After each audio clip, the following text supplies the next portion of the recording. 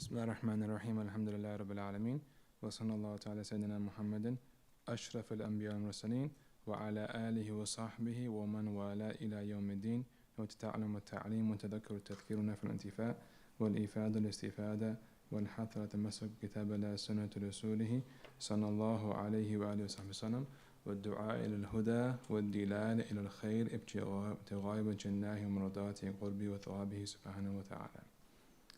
سبحان الله والحمد لله ولا إله إلا الله والله أكبر ولا قوة إلا بالله العظيم. عددك لفين كتب أكتب أبدا الآبدين ودهل الداهرين. سبحانك لا علم لنا إلا ما علمتنا إنك أنت العليم الحكيم وحسبنا الله ونعم الوكيل ولا حول ولا قوة إلا بالله العلي العظيم. اللهم إني أعوذ بك من أن أضل أو ضل أو أزل أو أظلم أو أظلم أو أظلم أو أجهل أو يجهل عليها. اللهم أغننا بالعلم وزينا بالحلم وأكرمنا بالتقوى وجملنا بالعافية يا أرحم الراحمين يا أرحم الراحمين يا أرحم الراحمين. All right, so who starts? Which book does you start with usually? Okay, who's reading today? All right, let's hear it. Bismillah.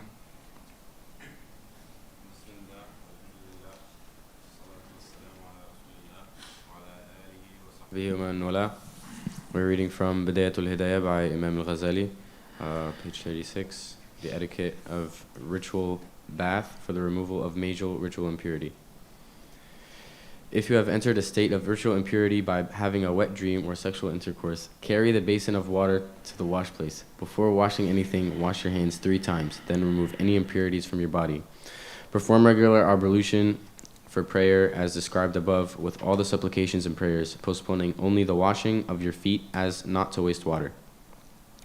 Now pour the water over the right side of your body 3 times, making the intention of lifting the state of impurity. Then pour the water over your left side of your body 3 times. Then pour it over your head 3 times. Rub the front and back of your body and use your fingers to make the water penetrate the hair of your head. Make sure the water gets into the folds of the body as well as to the roots of the hair, both thin and thick. Avoid touching the male organ after the ablution. If your hand comes in contact with it, repeat the ablution. In all of this, things that are obligatory are the intention, removing the impurity, and encompassing the whole body while washing.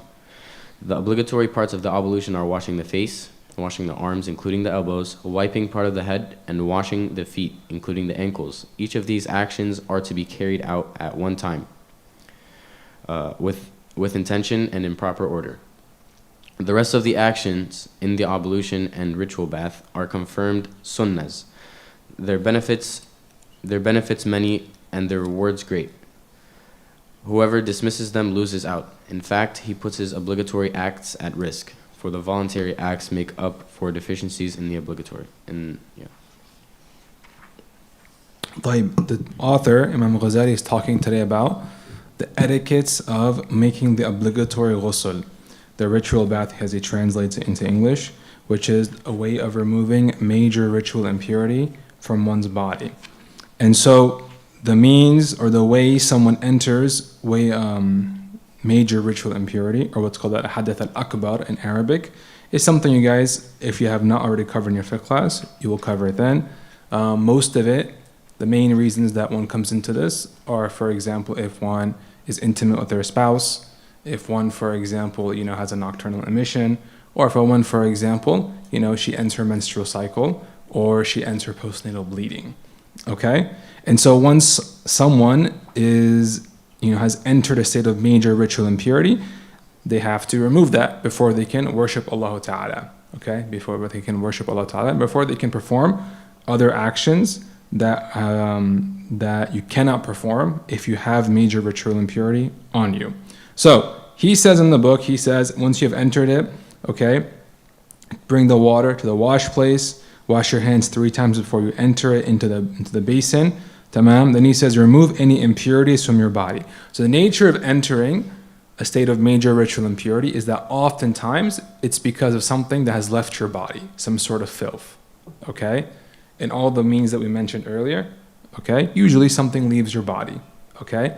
And the best thing to do before you make your obligatory ghusl is to use the bathroom, to flush out any excess fluids in your body that did not leave.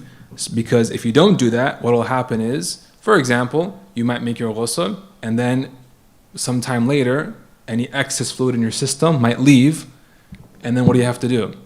you gotta make ghusl again. So use the bathroom, okay, and make istinja. Use the bathroom and make istinja. Wash yourself after having used the bathroom, and wash any other impurities that might be on your body because of what made you enter major ritual impurity, or if you just happen to have, for some reason, impurities on your body, wash them all off, okay? So do all that before you actually begin to make the ghusl. After that, what does it say to do? Okay? He says to make wudu, okay? So one of the major sunnahs of performing ghusl is to perform wudu, tamam, while you make ghusl. The best time to do it is the beginning of your ghusl. Although you can perform it anytime during your ghusl, even at the very end, tamam, to fulfill the requirement or the sunnah requirement of having performed your wudu during ghusl. Okay? Is that clear? طيب. After that, so when you perform wudu, perform like you would for salah. All its sunnahs, everything from rinsing your mouth to your nose, using siwak, okay, washing 3 times, rubbing, the whole thing. Alright? After that, what does he say? He says to pour water on your head 3 times. So wash your head first 3 times. That includes your hair, includes your beard, your face, your head, everything from your neck up. Okay? Now, one of the things about ghusl that you guys have to be aware of is that you have to get everything wet. Every single thing has to get wet. All your hair, all your skin, your scalp, everything, every part of your body that's outward has to get wet. The inward parts of your body don't have to get wet. So you don't have to get water in your eyes. Okay? You don't have to get water inside your ears, like inside your ears. Okay? You don't have to get water, in your nose and mouth if you're Shafi'i, right? If you're Hanafi, you do, right? What else is there? And so on and so forth. Okay? So you have to wash the entire external portion of your body. And you start with the head. Okay? You start with the head. After that, wash the right side of your body 3 times. Okay? And then wash the left side of your body 3 times. And obviously, one of the major sunnahs of doing wudu and ghusl is to rub, like to actually use your hands to manipulate the water and rub the parts of your body that you're washing, okay? And this ensures that you get water in every crack and crevice, under every hair, everything gets wet, okay?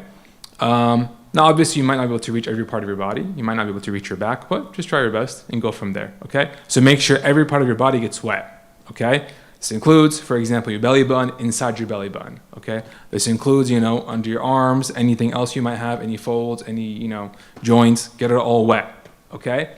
One thing to note about your ears, while you don't have to get water inside your ears, you do have to get your ear wet.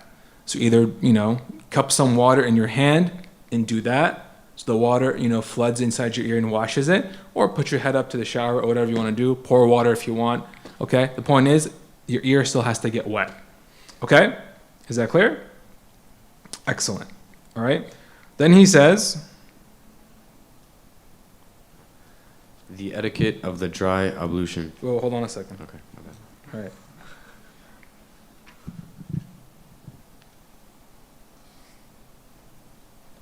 Naam.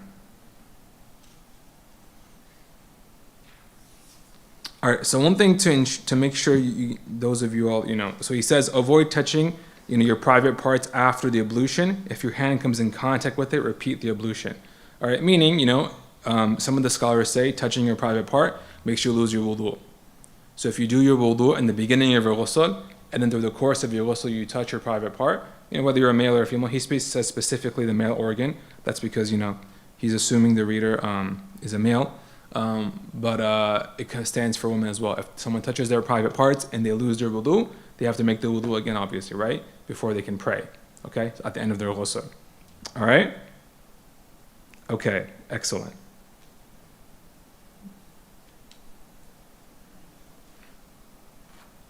Tamam. And it's important for us to remember when we do things like the obligatory ghusl, for example, okay? Or when we do wudu or anything like that, you're worshipping Allah. Okay? You're worshipping Allah. Tamam? You are worshipping Allah. You're not just, taking a regular shower. You are literally worshipping Allah Ta'ala. Tamam? And through this form of purification, whether it's ghusl or wudu, tamam, you're receiving reward. And the sins, as the water comes over your limbs, any of the sins that you might have that are associated with those limbs come off. Okay, they come off. So as you wash your face, any sins associated with your face, things you might have seen or spoken about, and so on and so forth, they come off, they fall off with the water. Any sins you might have done with your hands, as you wash your hands or your arms, they come off with the water. Any sins with your feet, they come off with the water, and so on and so forth. Okay? So it's important to remember, as you perform the ghusl or wudu or anything like that, you're worshipping Allah and you're becoming purified, not just externally, you're becoming clean, but also internally. Your scrolls are being wiped clean, your bad deeds are being washed away, you're becoming enlightened and brought closer to Allah Ta'ala. And that's very important. It's actually narrated that some of the pious in the past, amongst Imam Abu Hanifa, he used to see people's sins fall off their limbs as they made wudu. He used to see people's sins fall off their limbs as they made wudu. Tamam. Okay? And the importance of making wudu well, of making ghusl well, cannot be understated. It's an act of worship, right? So just like how someone wants to pray really well, be present with Allah Ta'ala, not have distracting thoughts, not be, thinking about here or there, being focused on what they're doing and having it accepted and have a lot of reward for it. The same applies to making wudu and performing ghusl. Tamam? Making wudu and performing ghusl, so for to be focused on what you're doing, to have a good intention, to have, not be distracted by other thoughts, whether worldly or otherwise. Focus on what you're doing and think about Allah while you're doing it, and you will get rewarded as such.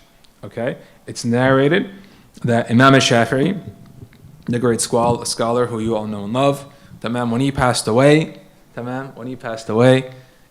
they said in his eulogy, one of the pious women of Cairo, when he passed away, he did a lot of great things. He instituted a madhab, he wrote a lot of books, a lot of things. But she specifically said about him, and this is all she said about him. She said, Rahim Allah Ta'ala Imam al-Shafi'i, kana yuhsin al-wudu. May Allah have mercy upon Imam al-Shafi'i, he used to make wudu really well. That's all she said about him. Okay? And that's enough, right? That he used to perform this worship of Allah Ta'ala really, really well. And so, tamam, when it comes to things like ghusl, when it comes to things like wudu, tamam, we should perform them well, being present, tamam, not being distracted, and fulfilling every sunnah that we can. Okay? Fulfilling every sunnah that we can. Because the sunnahs, as he stated in the book, right? What did he say at the end of the section? He said,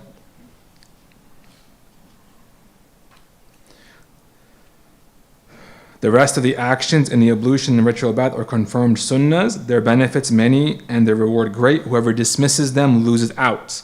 In fact, he puts his obligatory acts at risk, for the voluntary acts make up for deficiencies in the obligatory. So all the sunnahs, tamam, you guys learn about, whether it's in wudu or ghusl or in salah or in fasting or anything like that, they do what?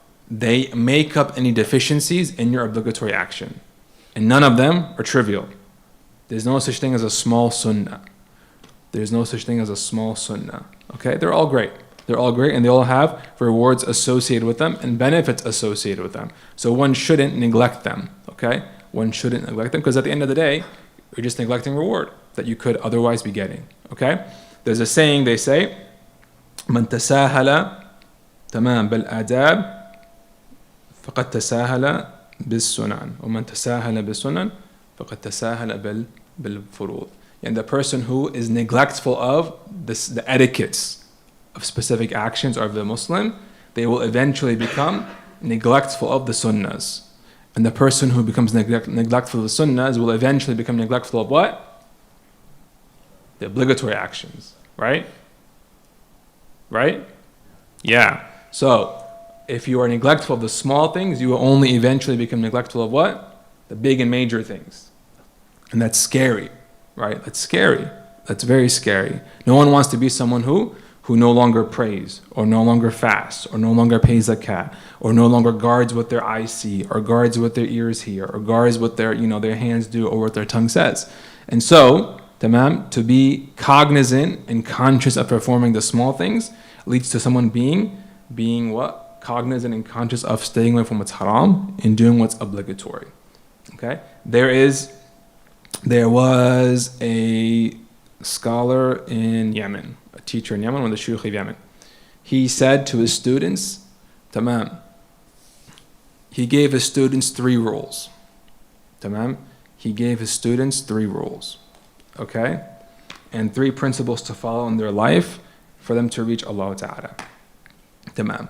The first one was to perform every sunnah they ever learned. To never neglect the sunnah they've learned about. Okay? And the second rule that he gave them, or the second principle he gave them was to make istighfar. Tamam. In Arabic he said, kullu sa'atin, which you can translate as every hour or every instant. Basically, whenever you remember, just make istighfar. Okay? Just make istighfar. Alright? And the third thing was, what do you say? It might have just been 2. I gotta think about it, what the third one was. Tamam. If there is a third one. Alright? So those are the 2 things that he for sure told his students. And the third thing, if it exists, I'll have to think about it and get back to you all. Okay? Alright? And this is what he told his students. And he told them, if you follow these principles, okay, these guiding principles, you'll reach high levels of love with Allah Ta'ala. And his students at the time, tamam, were people who were just ordinary folk. Like people who had farms, they worked, construction, whatever, okay? And all they would do is come in the mornings, spend Fajr and after Fajr with him, and then go off to work, tamam, and they just follow these principles and these rules, and they indeed reached high levels with Allah Ta'ala. Alright? Okay? So we'll pause there with this book, and we will move on to the next one.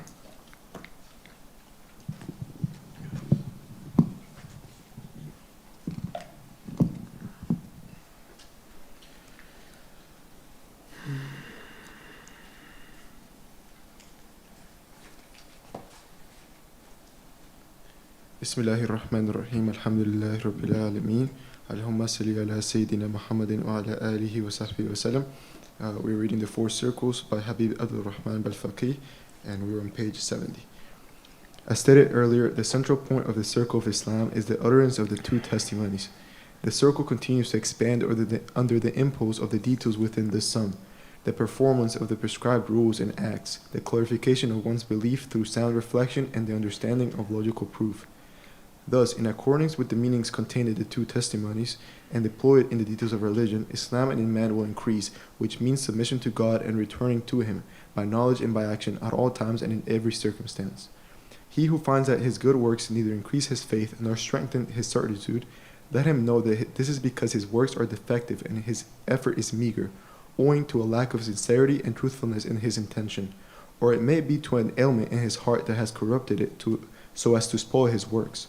Examples of these ailments are complacency, contentment, and admiration for one's own works, or observing others and becoming attached to them and anxious to look good in their eyes. This leads to ostentation, arrogance, jealousy, deceit, and rancor. It also leads to strengthening the soul that incites to evil, so that it gains supremacy over the heart by the power of its appetites, which results in hardness of the heart, lack of fear, and immersion in sins. Another ailment is to be inwardly vile under the devil's sway, subject to his insinuations and deceptions. That's good.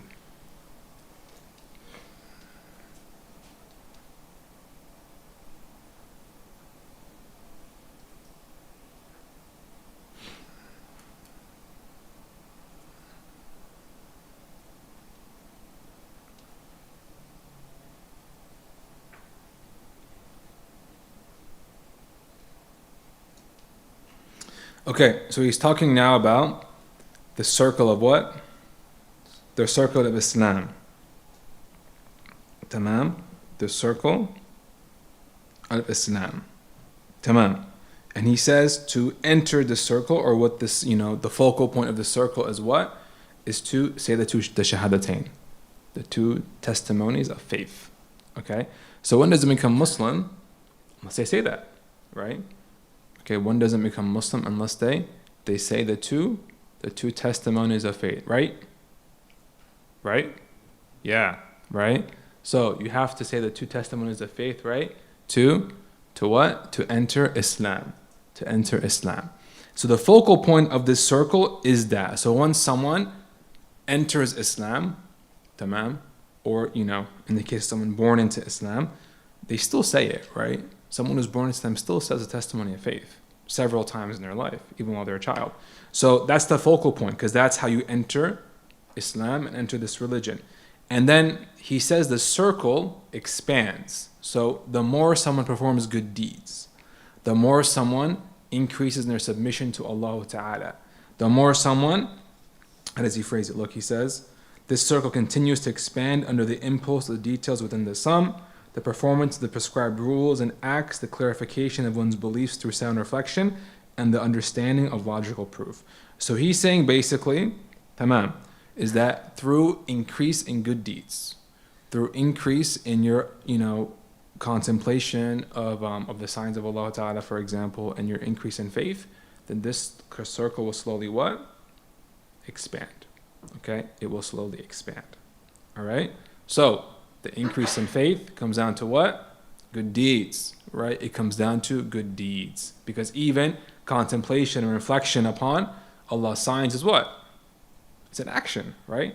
It's an action. So every good action, every good deed is what slowly widens the circle, right? What slowly widens the circle, tamam? Widens the circle and makes someone's Islam stronger and, more well established and unlikely to waver. Tamam? Okay? طيب. But then he says,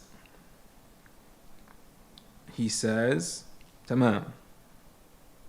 He who finds that his good works neither increase his faith nor strengthen his certitude, let him know that this is because his works are defective and his effort is meager, owing to lack of sincerity and truthfulness in his intention, or it may be due to an ailment in his heart that has corrupted it so as to spoil his works.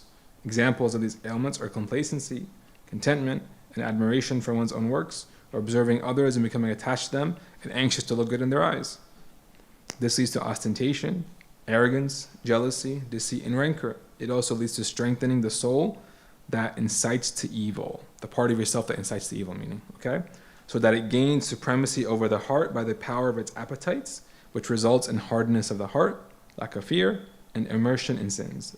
Another ailment is to be inwardly vile and under the devil's sway, subject to insinuations and deceptions. So he's saying here, okay, someone can say, well, I'm doing the good things, all right? But I don't really feel any improvement.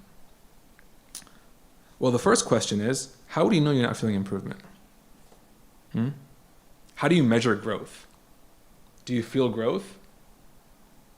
When you guys were younger, did you feel yourselves get taller? Like every day you're like, I just feel the surge of energy and vitamins and minerals stretching my limbs. Do you guys feel that? Did you feel that growing up? No, you didn't, right? So the feeling of growth is not something you necessarily feel all the time, okay? But growth is measured by what? By looking at someone or something at two different points of time, okay? So how do I know if you've grown? Tamam? You measure yourself now, and you compare your measurement to what you were like, what? 6 months ago, a year ago, 5 years ago, right? And you could tell, did you grow or not, right? Did you grow or not? And so the measure of one's Islam, the measure of one's faith, the measure of one's spiritual state is just to compare yourself to what you were like at a previous point in time. If you've gotten better, that's growth. If someone hasn't gotten better, tamam, then that's something else, okay? So the first thing is to not lose hope. Because some people, because they have this conception that they have to feel growth, all right? They have to feel growth. And if they don't feel that, they think that what? They think that, khalas, they're not doing the right things, they lose hope in what they're doing, they give up the path, they start to work less, tamam? And that's the trick of the shaitan. Because what did we just say? You don't necessarily feel growth, tamam? What you do is, you think about how you are now versus how you were back then, and then you see, has growth occurred or not? That's the first point, okay?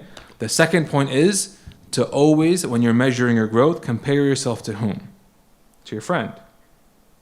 No, to yourself. You should always only compare yourself to yourself, okay? Tamam? So when you compare yourself to yourself, tamam, to how you were at one point in time, then you know, did you get better or not? Okay? When you compare yourself to other people, tamam, yani there's a way to compare yourself to other people that's a positive, to encourage you to do better. But sometimes when people compare themselves to others, what happens? You get like upset, right? Someone gets upset, they're not progressing as fast in a specific thing that they see their peers or their friends or their colleagues excelling at or progressing in. And so you should always just compare yourself to who? Yourself, all right? Yourself. طيب. With that said, he says in the book that what happens if someone doesn't feel or doesn't notice any growth? What's wrong? So the lack of growth that someone might experience despite them doing good deeds, tamam, doesn't mean that what they're doing is wrong. It doesn't mean that they're taking the wrong path. No, it just means that perhaps there's something in your deeds that needs rectification. Maybe you're doing them wrong. Maybe there's something that has slipped into your heart and is maybe corrupting the deed, right? Corrupting the deed, okay? So if someone's like, I'm praying, fasting, I'm doing, all these things, and I don't really, like they don't feel growth, right? Well, if they know they're praying soundly, and they're fasting soundly, and they're giving zakah, for example, soundly, and they're doing all these things soundly, then, okay, in terms of outward soundness we're talking about. Like their prayer is valid, their fast is valid. They're not just praying, a prayer that's actually in and of itself invalid, right? Then you have to look inwards into their heart, and they have to examine that. And that's very important because there are things that just come in and they can what? They can corrupt your actions and make them not be most rewarding for you, not be so, positive for you, right? Are you guys with me? Are you guys sure you guys are all with me? Yeah? Okay, stay with me, okay? Tamam. And the example of which is, for example, right? If someone, tamam, imagine you had a house plant, okay? You had a house plant. And you water your plant every day, okay? You water your plant every day. And your plant's not growing, tamam? What are you going to do? You keep watering it. Well, that's one way to approach it, right? Keep watering. You think about it. Why isn't it growing, right? Okay, am I doing something wrong? Tamam? Am I, you check the thing that comes with the plant, right? It tells you how often it should be watered, what kind of sun it should get, right? You check that, right? That's a logical thing to do, right? Or you can just keep watering it, tamam? So that's the third thing you do. You check it, right?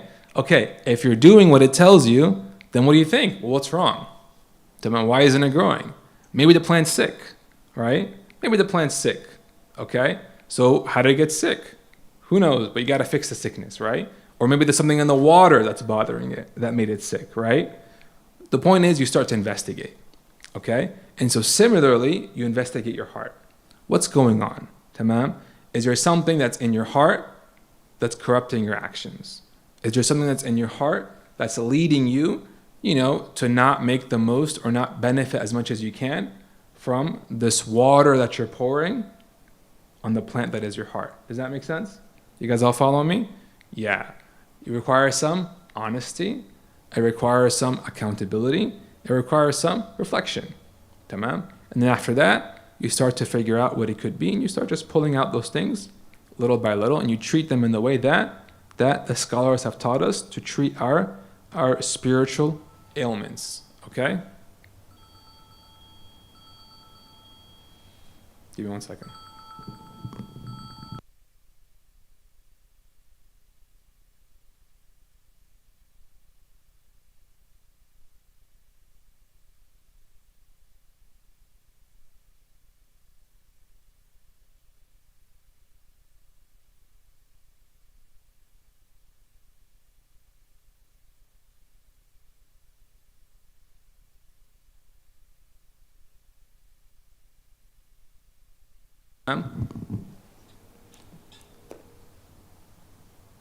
Yeah, so the way the scholars tell us to what?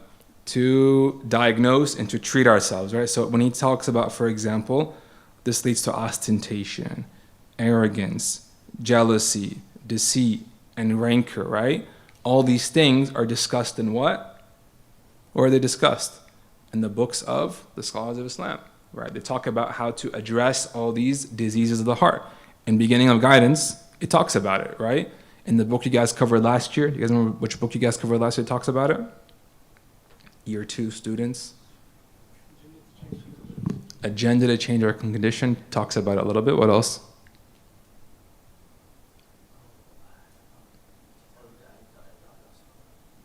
You guys just throwing all the names out of every book you guys covered last year, huh? What did you guys cover last year? It talks about how to treat these illnesses of the heart. Agenda talks about it a little. Yeah, he talks about it a good amount, mashallah. And there's another book as well that talks about it as well. And the Rawha.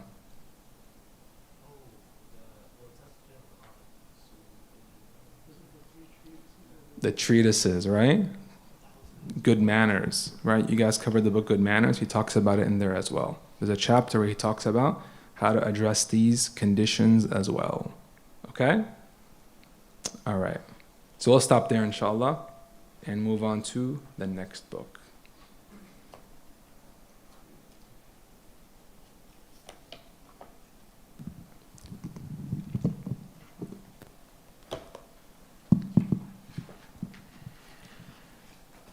بسم الله الرحمن الرحيم الحمد لله رب العالمين وصلى الله على سيدنا محمد وعلى آله وصحبه وسلم. From the book توجيه الطلاب by Sayyid al-Habib Umar bin Hafid. توجيهات الطلاب, right?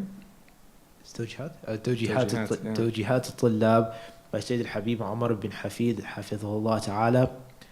The third objective, calling unto the real Allah, blessed and exalted be He. The first of that which has been entrusted to you in this regard is having concern for those living and residing along you, as well as those who come to visit this dar. These are the first, second, and third objectives. Whoever falls short in any of the three is negligent, not attentive to the purpose of his presence in this place, does not perceive his responsibilities, and is not prepared to spiritually progress in a manner befitting for such a place.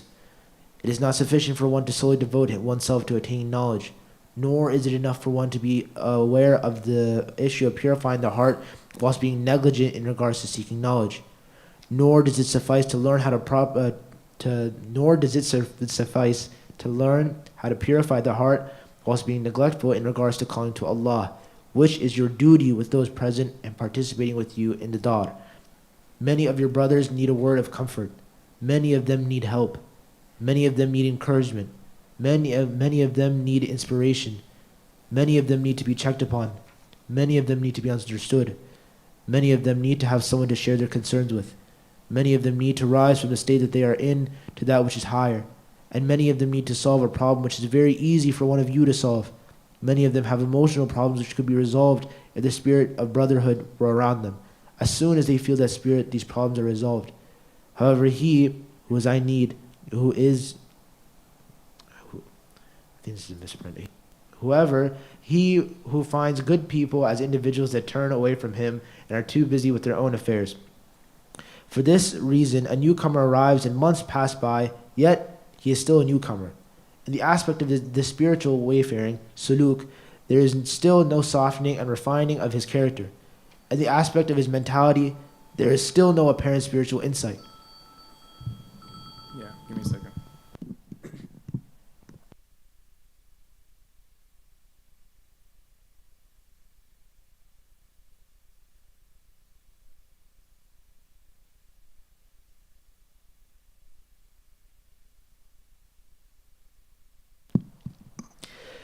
In the aspect of his spiritual wayfaring, suluk, there is still no softening and refining of his character. In the aspect of his mentality, there is still no apparent insight. In the aspect of his knowledge, there is still no endeavor. Okay, that's good. Right. So he's talking now about the third principle, which is the principle of da'wah, or what is commonly translated here as service. Okay, as service. So da'wah means to call to Allah Ta'ala. And calling to Allah Ta'ala, or helping someone become closer to Allah Ta'ala, takes many shapes and forms. Okay? Takes many shapes and many forms. Right? Yeah. Okay, it takes many shapes and many forms. Tamam? It's not just, giving a speech. It's not just, serving food. It's not just, for example, it can be anything. Okay?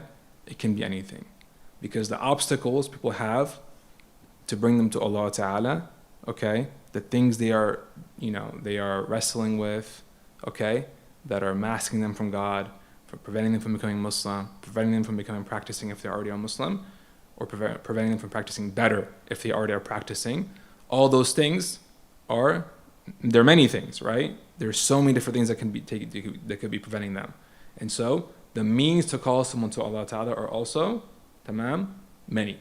All right, they're also many. He says here, he says that if someone is negligent of this principle, right, it means they're also negligent of the other principles, okay? The principle of knowledge and the principle of devotion. So how does that work? It works because if you learn something, when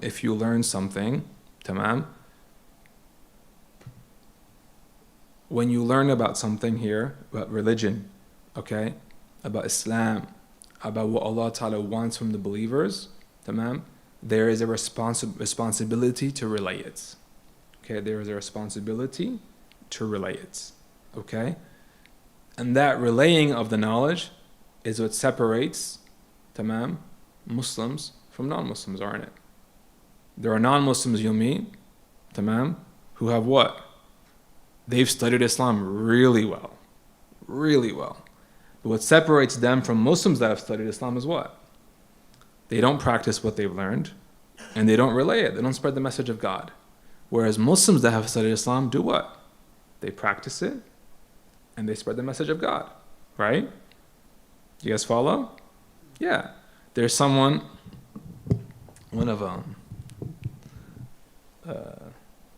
some of these people that are not Muslim have done really, they've studied for a long period of time. They've written massive volumes of book. They've put in their work, right? But they don't get reward for what they've done. They're not acting upon it. They're not spreading it. There's one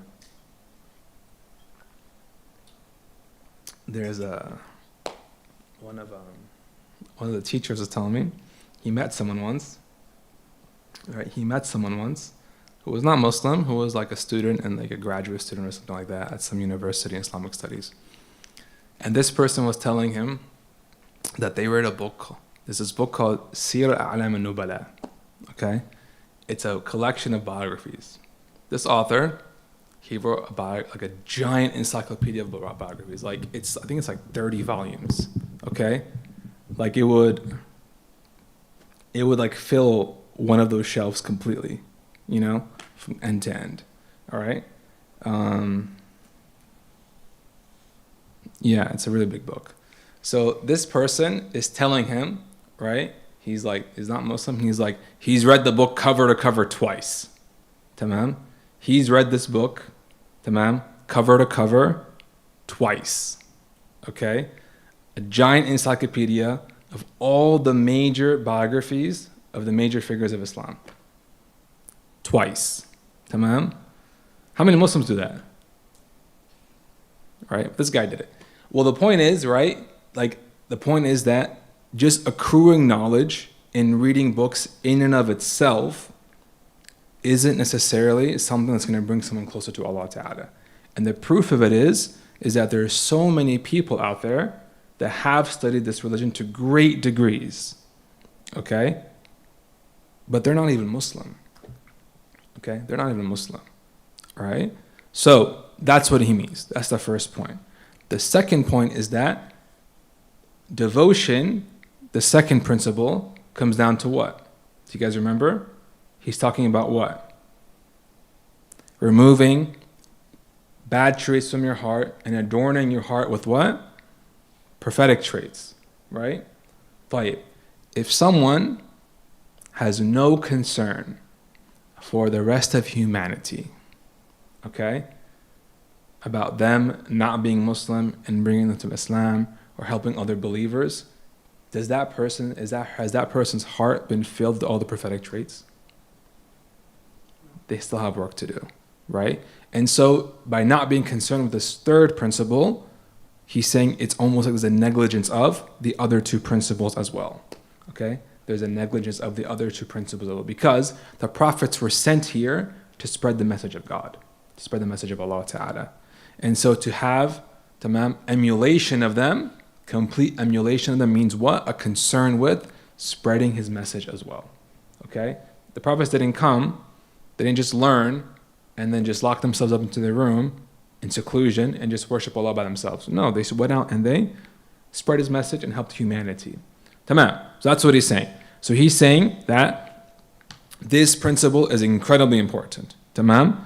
And that to neglect it is something that is bad, right? Now the question becomes now that how do you practice this principle, tamam, in the context that you are all in right now as students in a seminary? So, like we said earlier, there are a lot of different ways, tamam, that this principle is practiced, right? Calling to Allah Ta'ala comes in many shapes and sizes, many colors, almost like infinite amount of ways to do it, okay? To call to Allah Ta'ala. Tamam. Okay? In the context you all are in, tamam, you have to remember that you guys are primarily students first and foremost. Okay?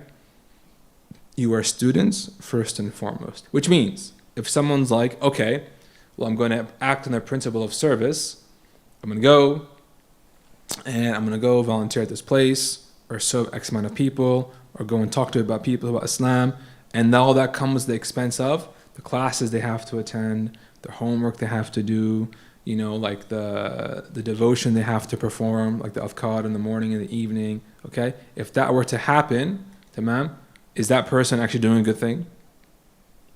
Are they? No, right?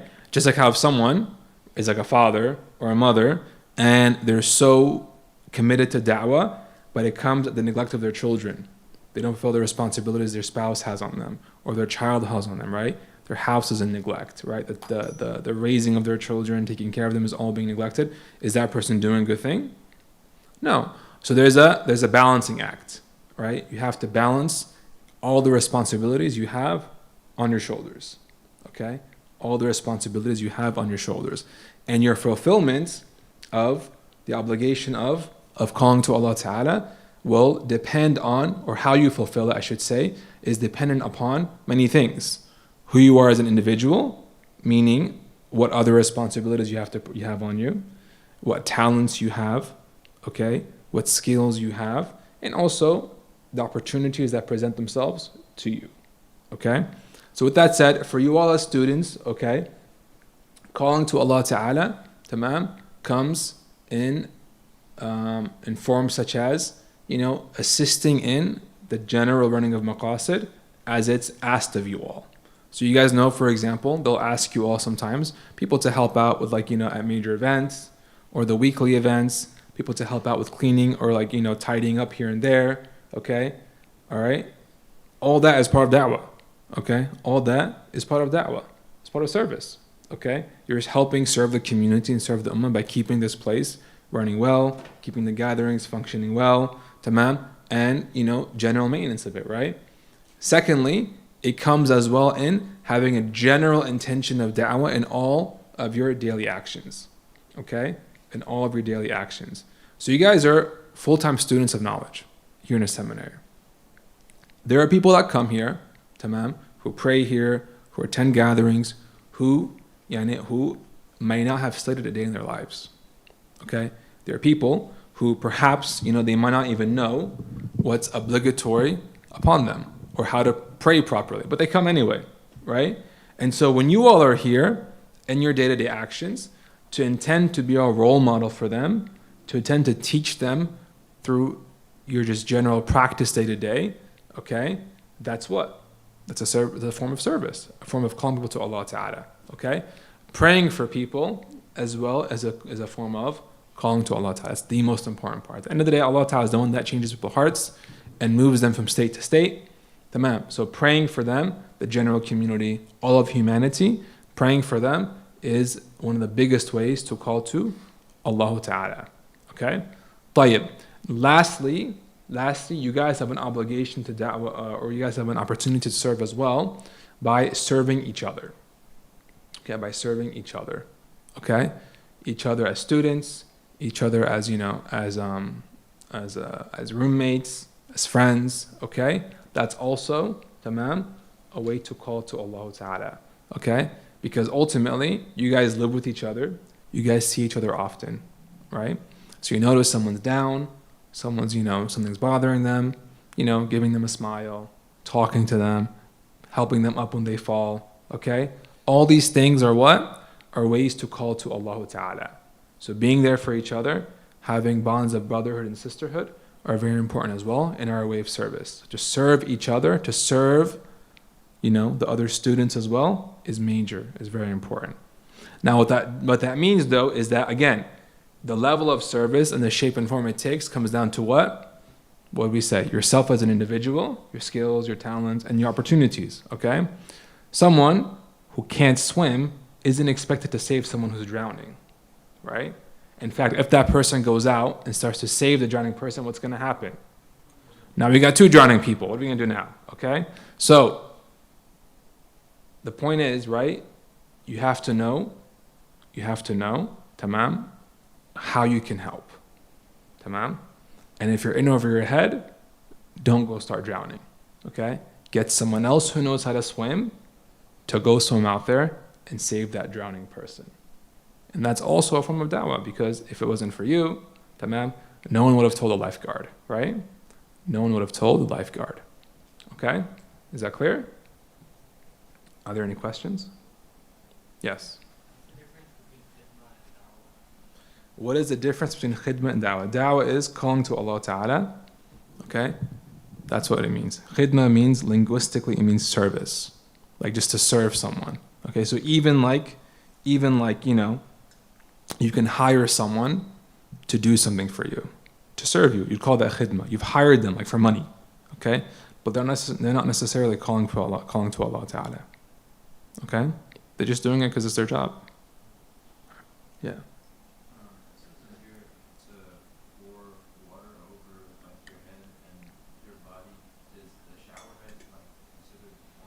Yeah, so he's talking about this, the part in beginning of guidance where it says to pour water over your head and your body. The shower head counts.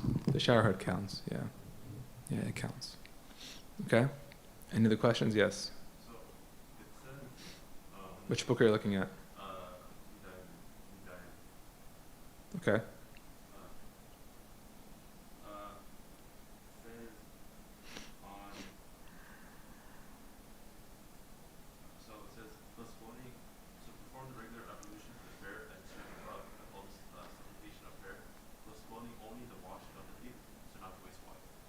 Yeah, so he mentions postponing the washing of the feet till the end. There's a reason they mentioned that.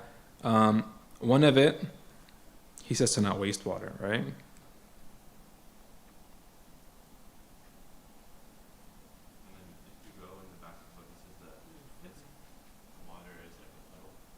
The water is like a puddle. Yeah, so what he means by this, guys, is the following, right? He's speaking about his context, right? In the context he was in, there were no drains. Okay? There were no drains, which means that when you showered, what happens? The water just what? It just pools, right? It just pools wherever you are until it eventually seeps into the ground or goes somewhere else, okay? They had drains, but not drains like the way we have now. Like they were kind of like almost like what are these called? Gutters or something like that, okay? Al-Muhim, tamam? If the water is pooling at your feet and you're washing yourself, okay? All right? You're going to wash your feet again before you step out, no? Because the pool of water is like used dirty water, right? You're not going to like track that all over your house wherever you go, okay? So he's saying wait until the very end to wash your feet, because if you washed it in the beginning, you're going to wash it at the end anyway when you leave, because you've been standing in a pool of used water. Okay? That's what he means. Yeah, so he's saying, can that one washing count as both wudu and ghusl? It can count as both. So washing your feet just once will count towards your wudu and your ghusl. Okay? Yeah. Let's say you started with ablution first. Yeah. Ghusl first, right? And then throughout, maybe I'm washing my head, washing my arms. Yeah. Does that also count? No, so he's saying now, does that count for everything? No, not necessarily, because like if you wash your face for ghusl, it won't count towards wudu. Okay, but the reason it counts as both in this case is because you started wudu in the beginning, you just didn't finish it, and then you started your ghusl, and so one wash takes care of both. Okay, but if you just made a regular ghusl with no wudu, just because you washed your face doesn't count towards making wudu. Okay, are there any questions? Okay, no questions. You guys good? How's everyone doing? Everyone's all right? All right, so we'll stop there, and then we will resume the Rawha on Wednesday. Okay? So with the fact that Allah gives us tawfiq to take beneficial knowledge, and He gives us tawfiq to act upon it, and He accepts our actions, and He gives us tawfiq to spread it all over the world, makes us the apple of that Prophet Sallallahu Alaihi Wasallam, rewards our teachers, Shaykh al-Nabans, wa hadarat al-Nabi.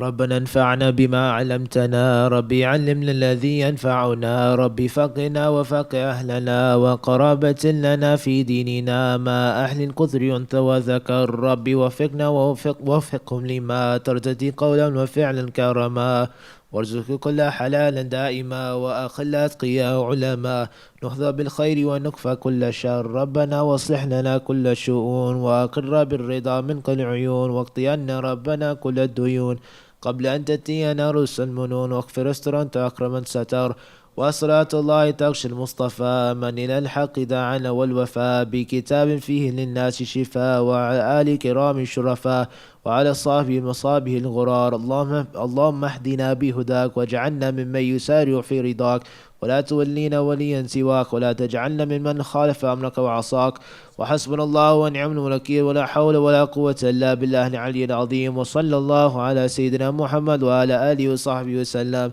يا ربنا اعترفنا بأننا اقترفنا وأننا أسرفنا على لظى أشرفنا فتب علينا توبة تغسل لكل حوبة واستر لنا العورات وآمن الروعات واغفر لوالدينا ربي ومولودينا والأهل والإخوان وسائر الخلان وكل ذي محبة أو جيرة أو صحبة والمسلمين أجمع آمين يا ربي اسمع فضلا وجودا منا لا باكتساب منا بالمصطفى الرسول نهضى بكل سول بالمصطفى الرسول نهضى بكل سول بالمصطفى الرسول نهضى بكل سول صلى وسلم ربي عليه عد الحب وآله وصحبه عداد طش السحب والحمد للإله في البدء والتناهي حدا كثيرا دائم محبة النسائم. So one of the things they say is that, not they say, it's narrated that, one of the times when dua gets accepted is at the end of gatherings of knowledge, okay? Which is why the dua you just heard gets recited, right? It's a dua in poem form. And those of you who don't have it, you can ask the students from last year for the apps and the PDFs, they'll give them to you, okay? And read the translation of it, and it's very beautiful, okay? And again, the reason why we recite it is because du'as are accepted at the end of gatherings of knowledge, okay? And the meanings in this du'a are very profound. So everyone, you guys should all try to, get proficient in reciting and just follow along with the person on the microphone when it gets recited at the end of every rawha.